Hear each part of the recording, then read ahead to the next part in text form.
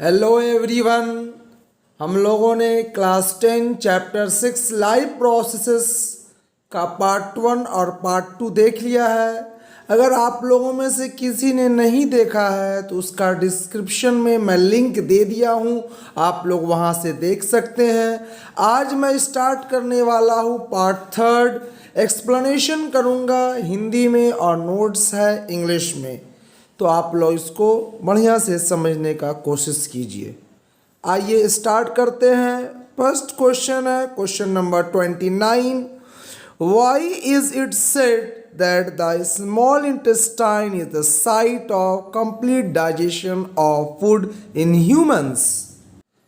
हम लोगों का स्मॉल इंटेस्टाइन जो है रिसीव करता है बाइल जूस को, जो कि सिक्रीट किया गया है लीवर के द्वारा, और बाइल सॉल्ट्स जो है ब्रेक कर देता है फैट्स जो कि फूड में प्रेजेंट है स्मॉल ग्लोब्यूल्स में, और पैंक्रेटिक जूस जो पैंक्रिया से आता है उसमें हमारा एमिलेस है वो ब्रेक कर देता है स्टार्च को, और ट्राइप्सिन जो है वो डाइजेस्ट करता है प्रोटीन को, लिपेज जो है ब्रेक कर देता है इमल्सिफाइड फैट्स को, और हमारे स्मॉल इंटेस्टाइन के वॉल्स में जो ग्लैंड्स है वो सिक्रीट करता है इंटेस्टाइनल जूस, और ये जूसेस जो है फाइनली कन्वर्ट कर देता है प्रोटीन को एमिनो एसिड्स में, कॉम्प्लेक्स कार्बोहाइड्रेट को ग्लूकोज में, और फैट को फैटी एसिड्स में और ग्लाइसरोल में। क्योंकि सारे न्यूट्रिएंट्स का डाइजेशन हो जाता है इस स्मॉल इंटेस्टाइन में, इसीलिए हम लोग कहते हैं कि small intestine is the site of complete digestion. Next question number 30 है कि what is respiration, why is it also known as cellular respiration. वो प्रोसेस जिससे कि इनटेक ऑफ ऑक्सीजन होता है और उसको यूटिलाइज किया जाता है ऑक्सीडेशन ऑफ फूड के लिए, उससे एनर्जी डिराइव किया जाता है और कार्बन डाइऑक्साइड रिलीज होती है, उसी को हम लोग रेस्पिरेशन कहते हैं। प्रोसेस ऑफ रेस्पिरेशन रिलीज करता है एनर्जी जो कि सेल्स के अंदर होता है, और इसीलिए इस तरह के रेस्पिरेशन को जो कि सेल्स के अंदर होता है हम लोग सेलुलर रेस्पिरेशन कहते हैं। नेक्स्ट क्वेश्चन नंबर 31 है कि name the two types of respiration, give the name of products in each case. तो दो टाइप्स ऑफ रेस्पिरेशन जो है वो है एरोबिक है और एनाएरोबिक रेस्पिरेशन है। एरोबिक रेस्पिरेशन में कार्बन डाइऑक्साइड, वाटर और 38 एटीपी ऑफ एनर्जी प्रोड्यूस होता है, जबकि एनाएरोबिक रेस्पिरेशन में इथेनॉल, कार्बन डाइऑक्साइड और 2 एटीपी ऑफ एनर्जी प्रोड्यूस होता है। लेकिन एनिमल्स में एनाएरोबिक रेस्पिरेशन के दौरान क्या होता है, लैक्टिक एसिड और 2 एटीपी ऑफ एनर्जी प्रोड्यूस होता है, और इथेनॉल और कार्बन डाइऑक्साइड और 2 एटीपी ऑफ एनर्जी किस में प्रोड्यूस होता है, प्लांट्स में। नेक्स्ट क्वेश्चन बनता है क्वेश्चन नंबर 32 कि एरोबिक और एनाएरोबिक में डिफरेंस बताइए। तो एरोबिक रेस्पिरेशन एक ऐसा रेस्पिरेशन है जो कि प्रेजेंस ऑफ ऑक्सीजन में होता है, एनाएरोबिक रेस्पिरेशन एब्सेंस ऑफ ऑक्सीजन में होता है। एरोबिक रेस्पिरेशन में complete breakdown of food material होता है, और एनाएरोबिक रेस्पिरेशन में पार्शियल ब्रेकडाउन होता है। थर्ड डिफरेंस हम लोग कहेंगे कि एरोबिक रेस्पिरेशन का एंड प्रोडक्ट जो है कार्बन डाइऑक्साइड और वाटर है, लेकिन एनाएरोबिक रेस्पिरेशन का एंड प्रोडक्ट जो है इथेनॉल है, कार्बन है प्लांट्स में, और लैक्टिक एसिड है और कार्बन डाइऑक्साइड है एनिमल्स में। चौथा डिफरेंस कहेंगे कि एरोबिक रेस्पिरेशन में 38 एटीपी ऑफ एनर्जी प्रोड्यूस होता है, जबकि एनाएरोबिक रेस्पिरेशन में 2 एटीपी ऑफ एनर्जी प्रोड्यूस होता है। Question number 33, define aerobic respiration and anaerobic respiration, give equation for each case. यानी कि एरोबिक और एनाएरोबिक रेस्पिरेशन का डेफिनेशन लिखना है और इक्वेशन लिखना है। तो रेस्पिरेशन यूज, जिस टाइप ऑफ रेस्पिरेशन में ऑक्सीजन का यूज होता है उसको हम लोग एरोबिक रेस्पिरेशन कहते हैं, या हम ऐसा कहेंगे ऐसा respiration which takes place in the presence of oxygen, उसको हम लोग एरोबिक रेस्पिरेशन कहेंगे। और वो रेस्पिरेशन जो कि एब्सेंस ऑफ ऑक्सीजन में होता है या विदाउट ऑक्सीजन होता है उसको हम लोग एनाएरोबिक रेस्पिरेशन कहते हैं। एरोबिक रेस्पिरेशन का इक्वेशन इस तरह से होगा कि ग्लूकोज ग्लाइकोलाइसिस साइटोप्लाज्म के अंदर पायरोवेट बनाता है और क्रेब्स साइकिल माइटोकॉन्ड्रिया में इन the presence of oxygen carbon dioxide 6 molecules of carbon dioxide 6 molecules of water और 38 एटीपी ऑफ एनर्जी बनाता है, प्रोड्यूस करता है।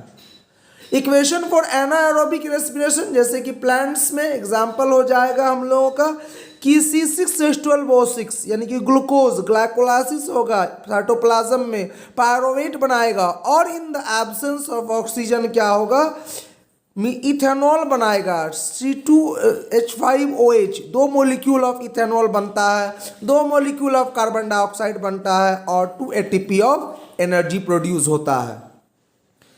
एनाएरोबिक इन एनिमल्स का इक्वेशन हो जाएगा, एनाएरोबिक रेस्पिरेशन का इक्वेशन हो जाएगा, ग्लूकोज जो है ग्लाइकोलाइसिस इन साइटोप्लाज्म से पायरोवेट बनाएगा, इन एब्सेंस ऑफ ऑक्सीजन जो है 2 मॉलिक्यूल्स ऑफ लैक्टिक एसिड यानी कि C3H6O3 बनाएगा और 2 एटीपी ऑफ एनर्जी प्रोड्यूस करेगा। क्वेश्चन नंबर 34 बनता है कि describe the net gases exchanges in the leaves of A plant. Respiration in leaves जो होता है जो ड्यूरिंग द डे टाइम होता है और रात में भी होता है, लेकिन फोटोसिंथेसिस जो होता है सिर्फ दिन के समय होता है। रात के समय क्या होता है कि जब फोटोसिंथेसिस नहीं हो रहा होता है उस समय कार्बन डाइऑक्साइड जो होता है वो बाहर निकाला जाता है, एलिमिनेट किया जाता है, ये मेजर एक्सचेंज एक्टिविटी होता है। लेकिन दिन के समय क्या होता है कि कार्बन डाइऑक्साइड रिलीज होता है रेस्पिरेशन के दौरान, वो यूज्ड अप हो जाता है फोटोसिंथेसिस के लिए, और इस तरह से क्या देखेंगे हम लोग कि कोई कार्बन डाइऑक्साइड रिलीज नहीं हो रहा, क्योंकि जो भी कार्बन डाइऑक्साइड रिलीज हो रहा है रेस्पिरेशन के दौरान वो तो यूज्ड अप हो जा रहा है फोटोसिंथेसिस के दौरान, और ऑक्सीजन गैस रिलीज हो रहा है। इसलिए हम कह सकते हैं कि oxygen is a major, oxygen release जो होता है वो मेजर इवेंट है दिन के समय का। Next 35 number question, what are the different modes of respiration in different animals. अलग अलग जानवरों में अलग अलग मोड्स ऑफ रेस्पिरेशन क्या है। तो अलग अलग जानवरों में हम लोग देखते हैं कि अलग अलग तरीका है रेस्पिरेशन का। जैसे कि सिंपल यूनिसेलुलर ऑर्गेनिज्म जो रेस्पायर करता है पूरे सेल मेम्ब्रेन से डिफ्यूजन प्रोसेस से, और कुछ एनिमल्स रेस्पायर करता है अपने स्किन से, बॉडी स्किन से, जैसे अर्थवार्म हो गया। एक्वेटिक एनिमल जैसे कि फिश हो गया, प्राउन हो गया, मसल्स हो गया, इन लोगों के पास गिल्स होता है रेस्पिरेटरी ऑर्गन्स के लिए। दूसरे अदर एनिमल जैसे कि इंसेक्ट, जैसा कि हम कह सकते हैं grasshopper, cockroach, house fly, mosquito, इन सभी के पास टाइनी होल्स होता है जिसको हम लोग स्पाइरेकल्स कहते हैं, और उसके थ्रू वो रेस्पिरेशन करता है। और मल्टी सेलुलर ऑर्गेनिज्म जैसे कि हम लोग human beings, birds, lizards, dog, frog, इन लोगों के पास लंग्स होता है रेस्पिरेशन के लिए। एक बात याद रखने का है कि फ्रॉग्स जो है ब्रीथ करता है दोनों तरीका से, लंग्स से भी और स्किन से भी। जब वो पानी में रहेगा तो स्किन से रेस्पायर करता है, जब वो जमीन पर आता है तो लंग्स से रेस्पायर करता है। नेक्स्ट क्वेश्चन जो आपके NCERT बुक से लाइन बाय लाइन जो मैं बना रहा हूँ नोट्स, वो बनता है क्वेश्चन नंबर 36 कि why the rate of respiration in aquatic organism is much faster than terrestrial animal. यानी कि जो ऑर्गेनिज्म पानी में रहते हैं उनका जो है rate of breathing, rate of respiration इतना ज़्यादा क्यों होता है in comparison to terrestrial animal. चूँकि अमाउंट ऑफ डिजॉल्व ऑक्सीजन जो है पानी के अंदर वो फेयरली कम है इन कंपैरिजन टू एयर। इसीलिए क्या होता है कि जो भी जानवर पानी के अंदर रह रहे हैं उनको क्या चाहिए, ज़्यादा तेज़ी से ब्रीथ करना पड़ता है ताकि उसको सफिशिएंट अमाउंट ऑफ ऑक्सीजन मिल सके। लेकिन वही अगर ज़मीन पर रहेगा तो सफिशिएंट अमाउंट ऑफ ऑक्सीजन है तो उतने फास्ट रेट ऑफ ब्रीदिंग की ज़रूरत नहीं है। नेक्स्ट क्वेश्चन बनता है question number 37, how does respiration in plants differ from that in animals. यानी कि रेस्पिरेशन तो प्लांट्स में भी होता है और एनिमल्स में भी होता है, लेकिन दोनों में अंतर क्या है। तो देखते हैं एक नंबर में कि रेस्पिरेशन इन प्लांट्स जो होगा वो उसके लगभग सभी पार्ट्स से होता है, रूट से, स्टेम से, लीफ से, इंडिविजुअली सब पार्ट अलग अलग रेस्पायर करता है। लेकिन एनिमल्स में an animal perform respiration as a single unit. Point number 2, plants में जो रेस्पिरेशन होगा क्या होगा, little transport of respiratory gases. क्यों? क्योंकि हर ऑर्गन रेस्पायर कर रहा है, रूट अलग, स्टेम अलग, लीफ अलग। लेकिन एनिमल्स में क्या होगा, रेस्पिरेटरी गैसेस जो होगा ट्रांसपोर्ट होता है लार्ज डिस्टेंस। क्यों? क्योंकि उसको रेस्पिरेशन हो रहा है नोज से, वहाँ से अंदर जा रहा है हमारे विंड पाइप से लंग्स में, उसके बाद फिर वहाँ से ब्लड में मिल करके पूरे बॉडी में सप्लाई होना है। Point number 3, respiration in plants जो होगा वो धीरे धीरे होगा, स्लो होगा, लेकिन रेस्पिरेशन इन एनिमल्स जो होता है वो मच फास्टर रेट में होता है। नेक्स्ट क्वेश्चन हम लोगों का 38 नंबर बनता है कि ऑक्सीजन जो एब्जॉर्ब होता है डिफरेंट ऑर्गन्स के द्वारा डिफरेंट एनिमल्स में, तो उन ऑर्गन्स में क्या कॉमन फीचर होता है? तो ऑल द रेस्पिरेटरी ऑर्गन्स में 3 कॉमन फीचर होता है। नंबर 1 कि उसका लार्ज सरफेस एरिया होगा ताकि एनफ ऑक्सीजन वो एब्जॉर्ब कर सके। नंबर 2 उनका वॉल्स जो होगा थिन होगा ताकि इजीली डिफ्यूजन हो और एक्सचेंज ऑफ रेस्पिरेटरी गैसेस हो। नंबर 3 जितने भी रेस्पिरेटरी ऑर्गन्स होंगे, चाहे स्किन हो, गिल्स हो, लंग्स हो, सभी में रिच सप्लाई ऑफ ब्लड होता है ताकि इजीली जो है ट्रांसपोर्टेशन ऑफ गैसेस हो सके, रेस्पिरेटरी गैसेस यानी कि ऑक्सीजन हो सके, और रिटर्न में कार्बन डाइऑक्साइड भी आराम से निकाला जा सके। नेक्स्ट क्वेश्चन नंबर 39, क्या मेन ऑर्गन्स है ह्यूमन रेस्पिरेटरी सिस्टम का? तो जो मेन ऑर्गन्स है ह्यूमन रेस्पिरेटरी सिस्टम का वो नोज है, नजाल कैविटी है जिसको हम लोग नजाल पैसेज भी कहते हैं, ट्रैकिया है, ब्रोंकाई है, लंग्स है और डायफ्राम है। नेक्स्ट क्वेश्चन नंबर 40 की what is the function of hair and mucus in nostrils? आप देखे होंगे हम लोग कि नाक में जो होता है बाल होता है वो उसका क्या फंक्शन है, म्यूकस जो होता है वो उसका क्या फंक्शन है।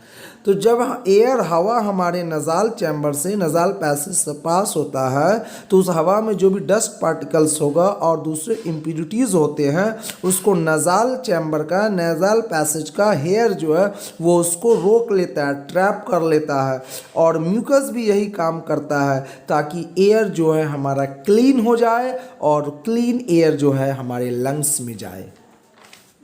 नेक्स्ट क्वेश्चन है कि हम लोगों का ट्रैकिया जो है कोलैप्स क्यों नहीं करता है जब उसमें हवा नहीं रहता है? इसलिए कोलैप्स नहीं करता है क्योंकि ट्रैकिया के बाहर में रिंग्स ऑफ कार्टिलेज है, या बाहर न करके आप ऐसा कह सकते हैं कि ट्रैकिया जो है वो रिंग्स ऑफ कार्टिलेज से बना हुआ है जो कि कोलैप्स नहीं करने देता है हमारे ट्रैकिया को जब उसमें हवा नहीं होता है। नेक्स्ट क्वेश्चन यहाँ से बन सकता है कि draw a neat level diagram of human respiratory system. तो इस डायग्राम को मैं यहाँ पर दिखा दे रहा हूँ, आप लोग यहाँ से बना सकते हैं या फिर अपने एनसीईआरटी बुक को खोल करके वहाँ भी देख सकते हैं। पेज नंबर 104 में दिया है, फिगर नंबर 6.9 है। नेक्स्ट क्वेश्चन बनता है कि व्हाट आर अल्विलाई? अल्विलाई क्या है? वो सैक लाइक स्ट्रक्चर जो कि हमारे ब्रोंक्यूल्स के आखिर में होता है उसको हम लोग अल्विलाई कहते हैं। अल्विलाई का सिंगुलर अल्वियलस होता है। अब क्वेश्चन ये बनता है कि अल्विलाई का क्या फंक्शन है? तो अल्विलाई जो होता है वो बहुत ही थिन वाल इससे बना हुआ है, उसका ऐसा बना हुआ है कि उसका वाल बहुत ही थिन होता है और उसमें बहुत सारे ब्लड कैपिलरीज होते हैं। इस तरह से उस ब्लड कैपिलरीज की मदद से एक्सचेंज ऑफ गैसेस होता है अल्विलाई में। और अल्विलाई चूँकि सैक लाइक स्ट्रक्चर है तो ये increases in the surface area for the exchange of gases. Exchange of gases के लिए ये सरफेस एरिया को इंक्रीज कर देता है। Question number 45, why the lungs always contain a residual volume of air?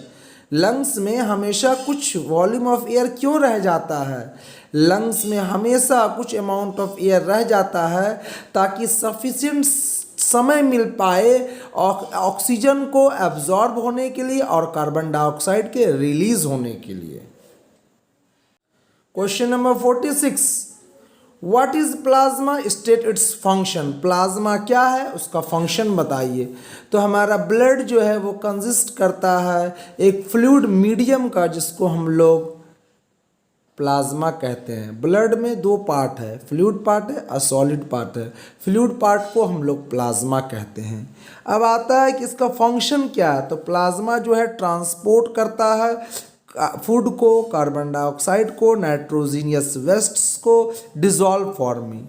और red blood cells, white blood cells और platelets जो होता है वो इसी प्लाज्मा में पाया जाता है। क्वेश्चन नंबर 47 कि हमारे बॉडी का पंपिंग ऑर्गन क्या है। तो हार्ट है हमारा पंपिंग ऑर्गन, वही जो है पूरे बॉडी में ब्लड को पंप करता है। नेक्स्ट क्वेश्चन है कि draw a neat level diagram of the sectional view of a human heart. तो इस डायग्राम को आप लोग एनसीईआरटी बुक में चैप्टर नंबर 6 में फिगर 6.10 देखिए, वहाँ से प्रैक्टिस कीजिए। यहाँ पे मैं दे रहा हूँ, आप लोग यहाँ से भी देख कर प्रैक्टिस कर सकते हैं।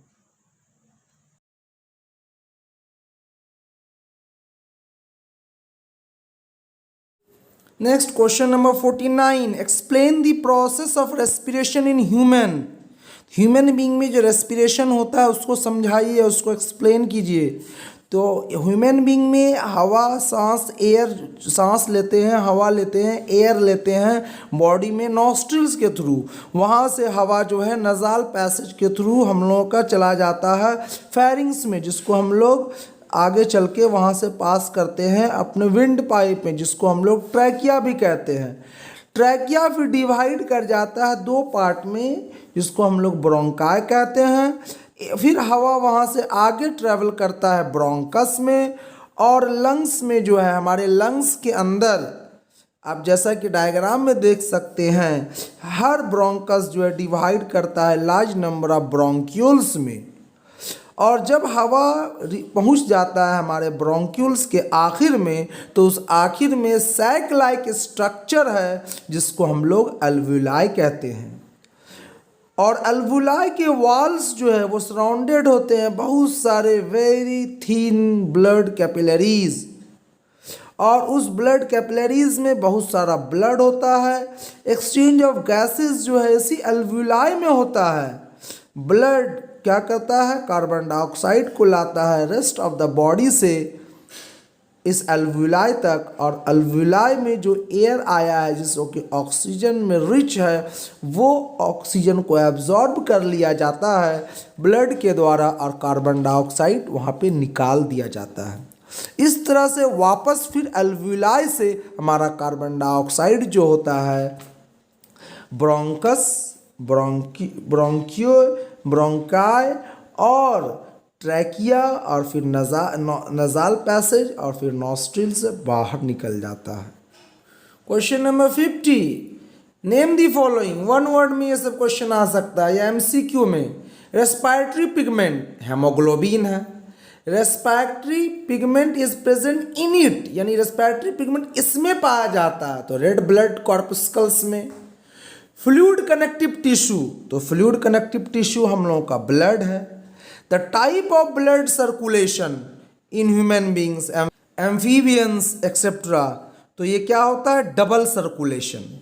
और type of blood circulation in fishes, तो वो होगा सिंगल सर्कुलेशन। आगे का नेक्स्ट पार्ट हम लोग इस चैप्टर का नेक्स्ट वीडियो में देखेंगे।